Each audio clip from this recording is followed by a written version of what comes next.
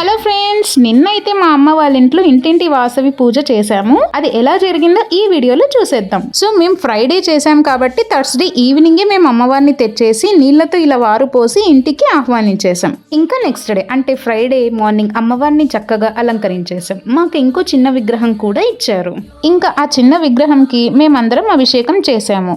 మా అమ్మ నాన్న, మా అక్క, నేను, మా అత్త మామ అయితే చేశాము. నంద్యాలలో నూనెపల్లి ఏరియాలో ఈ ఇంటింటి వాసవి పూజని చాలా మంది చేస్తున్నారు. అంటే ఒకరు పూజ చేసుకుని అమ్మవారిని ఇంకో ఇంటికి పంపించడం అన్నమాట. అలాగే మా అమ్మ వాళ్ళు కూడా ఈ పూజ చేశారు. మీ ఊర్లో కూడా ఇలా చేస్తుంటే లేదా మీరు పూజ ఎలా చేస్తారో నాకు కామెంట్స్లో చెప్పండి. ఈ పూజకి మా అక్క వాళ్ళ హస్బెండ్ అండ్ మా హస్బెండ్ అయితే రాలేదు. అందుకే నేను మా అక్క ఇలా మెడలో టవల్ వేసుకుని అభిషేకం చేసాం. ఇలా చేస్తే హస్బెండ్తో కలిసి చేసినట్టే అని మన పెద్దవాళ్ళు చెప్తారు కదా. అభిషేకం తర్వాత మేము కుంకుమార్చన కూడా చేసాము. తర్వాత అమ్మవారికి నైవేద్యం పెట్టి పూజని ఇలా కంప్లీట్ చేసేసాం. ఇంకా ఈవినింగ్ ఏమో అమ్మవారికి 108 దీపాలు వెలిగించాలని అనుకున్నాం. సో ఈ విధంగా అయితే రెడీ చేసాం.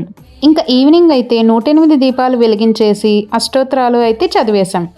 పూజ అయ్యాక అమ్మ కొందరికి తాంబూలాలు ఇచ్చి తీర్థప్రసాదాలు కూడా రెడీ చేసి వాళ్ళకి పనిచేసింది.